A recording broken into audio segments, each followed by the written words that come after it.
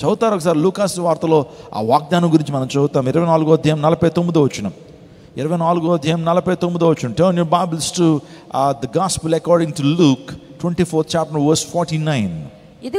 ఇదిగో నా తండ్రి వాగ్దానము చేసినది మీ మీదకి పంపుచున్నాను. మీరు పైనుండి శక్తి పొందు వరకు పట్టణములో నిలిచి ఉండుడని వారితో చెప్పాను. తర్వాత చదవండి. ఆయన బేతనీయ వరకు వారిని తీసుకుని పోయి చేతులెత్తి వారిని ఆశీర్వదించుచుండగా ఆయన వారిలో నుండి ప్రత్యేకింపబడి పరలోకమునకు ఆరోహణుడాయెను. చాలండి. నా తండ్రి చేసిన వాగ్దానం. ఏ వాగ్దానం గురించి మాట్లాడుతున్నాడు ఇక్కడ? పరిశుద్ధాత్మ అనేటువంటి ఆ శక్తి. పరిశుద్ధాత్మ దేవుణ్ణి మీకు కానుకగా ఇస్తాను, నేను వరంగా ఇస్తానని దేవుడు వాగ్దానం చేశాడు. ఆ వాగ్దానం నెరవేర్చుకుంటున్నాడు. ఆ తర్వాత ద్వితీయోపదేశకాండం 15వ అధ్యాయము 6వ వచనం చదువుదాం. ద్వితీయోపదేశకాండం 15వ అధ్యాయం 6వ వచనం. Turn your Bibles to Deuteronomy 15th chapter verse 6. ఏలయనగా నీ దేవుడైన యెహోవా నీతో చెప్పియున్నట్లు నిన్ను ఆశీర్వదించును గనుక చూడండి. According to the word of God, according to as per God's promises అంటాడు అక్కడ. నిన్ను ఆశీర్వదించును గనుక నీవు అనేక జనములకు అప్పిచ్చదవు గాని అప్పు చేయవు.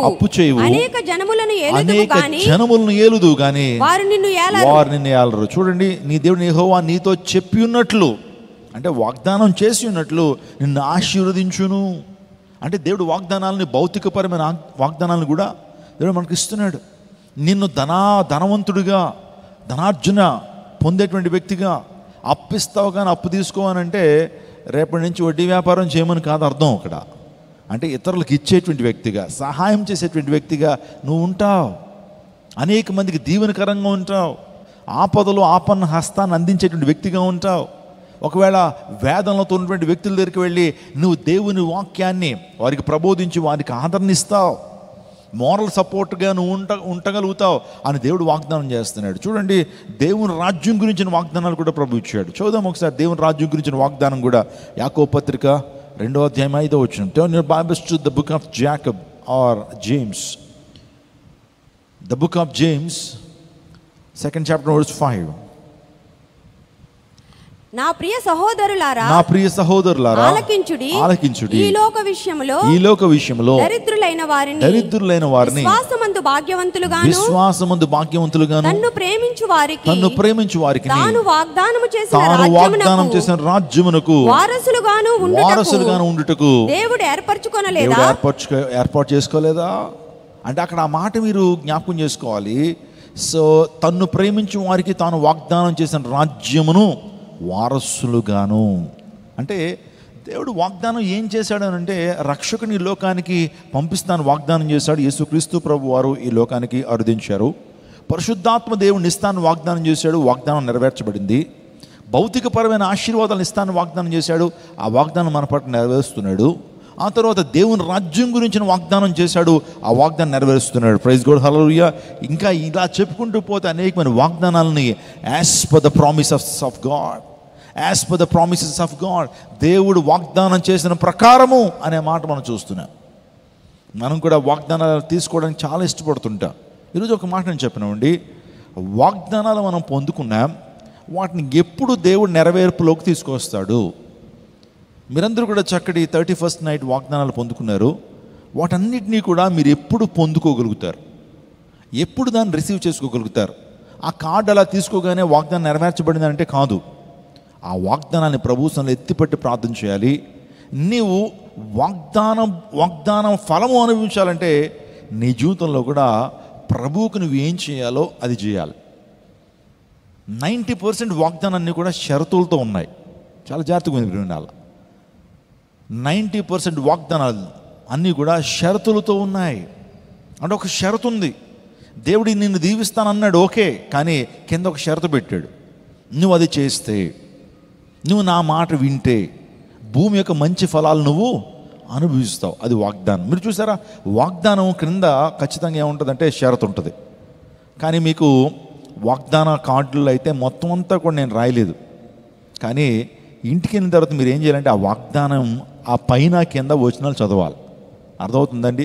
దానికి ఉన్న ప్రీ టెక్స్ట్ చదవాలి, దానికి ఉన్న ఏం చదవాలి, ముందు టెక్స్ట్ చదవాలి. కంటెంట్ ఎలా చదువుతున్నారో దాని ముందు ప్రీ టెక్స్ట్ ఉంటుంది, దాన్ని చదవాలి.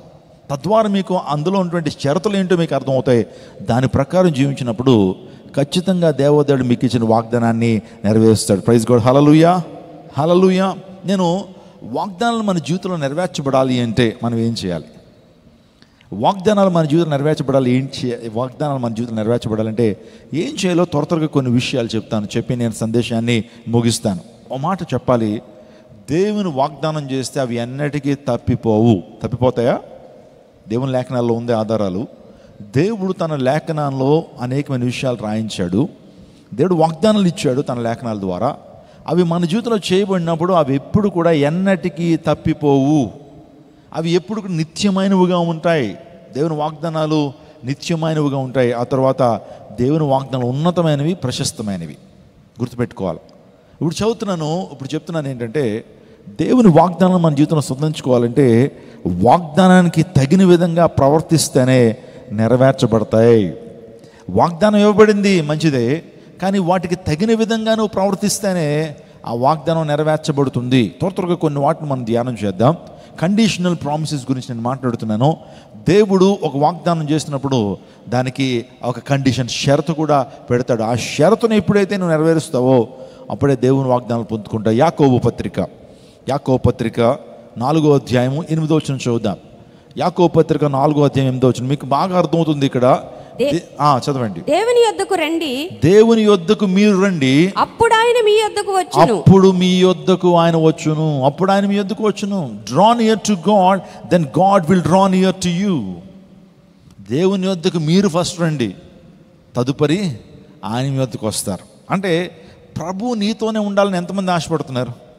అయ్యా నువ్వు ఎప్పుడు నాతోనే ఉండయ్యా, ప్రభు ఎప్పుడు నాతోనే, నా పక్కనే ఉండయ్యా, నన్ను నడిపించయ్యా, నన్ను ఆదరించయ్యా, నా కన్నీటిని తుడువయ్యా, ప్రభువు నా పక్షాన ఉంటే ఎంత బాగుండు, నా ప్రక్కనే ఉంటే ఎంత బాగుండు అంటే ఆలోచన కలుగున్నావు కదా. ప్రభు నువ్వు రండయ్యా, నాతో రండయ్యా, నాతో రాయ్యా అని మన ప్రభు సందులో ప్రార్థన చేస్తున్నాం. మంచిదే.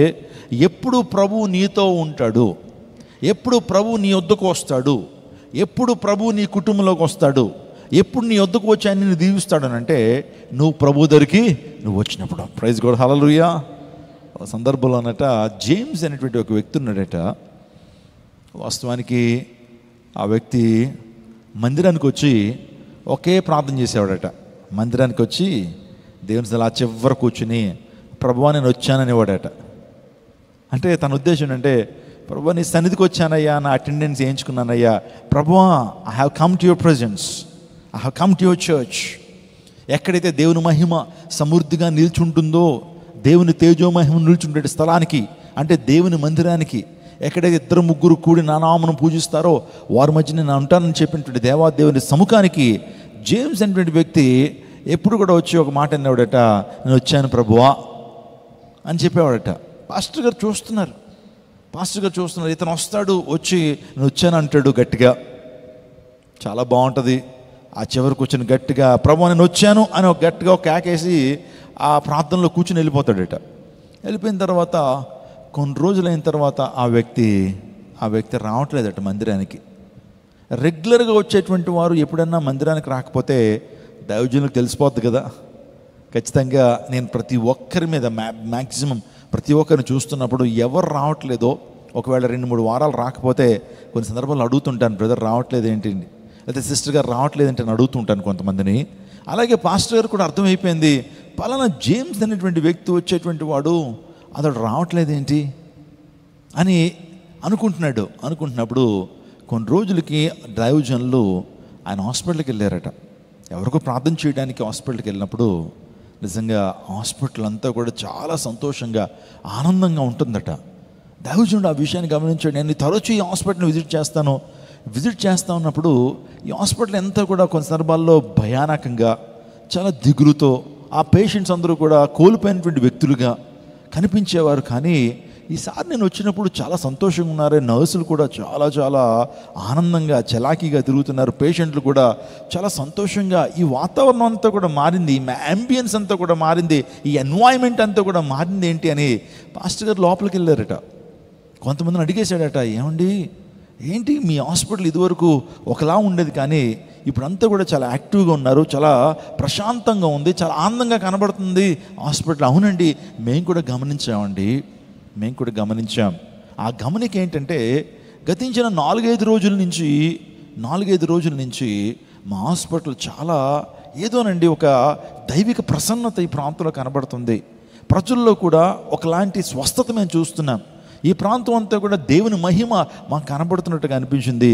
మేము గమనించాం, మా ప్రాంతానికి లేకపోతే ఈ హాస్పిటల్కి జేమ్స్ అనేటువంటి వ్యక్తి జాయిన్ అయ్యాడండి. అతనికి చిన్న యాక్సిడెంట్ అయితే యాక్సిడెంట్ కొరకు హీలింగ్ కొరకు ఈ ప్రాంతానికి వచ్చాడని చెప్పినప్పుడు వెళ్ళాడట. వెళ్ళి ఆ జేమ్స్ కోసం కూడా ప్రార్థన చేసినప్పుడు ఒక విషయాన్ని దైవసేవకుడు తెలుసుకున్నాడు. ఆయన అన్నాడట, నువ్వు వచ్చిన దగ్గర నుంచి కూడా ఈ హాస్పిటల్లో చాలా చేంజ్ కనపడుతుంది. నువ్వు వచ్చిన తర్వాత ఈ హాస్పిటల్ అంబియన్స్ అంతా కూడా మారింది. ఏంటి కారణం అంటే ప్రభు చెప్పారట, ప్రతి ఆదివారం కూడా దేవుని మందిరానికి వచ్చి నేను వచ్చాను అని నువ్వు చెప్పేటువంటి వాడివి. ఇప్పుడు నువ్వు కష్టంలో ఉన్నప్పుడు, నీ వ్యాధిలో ఉన్నప్పుడు, నీవు భారంతో ఉన్నప్పుడు ప్రభు కూడా ఉన్నాడట. ప్రతిరోజు అంటున్నాడు, జేమ్స్ నేను వచ్చాను అంటున్నాడట ప్రభు. గట్టిగా చెప్పకూడదు, దేవుని నామమున పరచండి. జేమ్స్ నేను వచ్చాను. ఒక విషయం తెలుసా నీకు? దేవుని మందిరానికి నువ్వు వస్తున్నప్పుడు, దేవుని సన్నిధికి నువ్వు వస్తున్నప్పుడు, దేవుని యొక్క తేజస్సును పొందటానికి, దేవుని యొక్క మహిమను అనుభవించడానికి నువ్వు దేవుని సన్నిధికి వస్తున్నప్పుడు నీ కష్టకాలంలో కూడా దేవుడు నీ దగ్గరికి వస్తాడు. Praise God, hallelujah. దేవుని యొద్దకు రండి, అప్పుడు ఆయన మీ యొద్దకు వచ్చును. Draw near to God, then God will draw near to you. రండి అనేటువంటి మాటల గురించి మన దేవుని లేఖనాల్లో చాలా సందర్భాల్లో ధ్యానం చేశాం. ప్రయాసపడి భారం మోసుకున్న సమస్త జనులారా నా యొద్దకు రండి, నేను మీకు విశ్రాంతినిస్తాను. రండి, మన వివాదం తీర్చుకుందాం. మీ పాపములు ఎర్రగా ఉంటే వాడిని తెల్లగా చేస్తాను అని ప్రభు వాగ్దానం చేస్తున్నాడు. రండి, మనకున్న వివాదం తీర్చుకుందాం. Come unto me, I'll give you rest. Come unto me, I'll give you peace. Come unto me, I'll give you forgiveness for your since.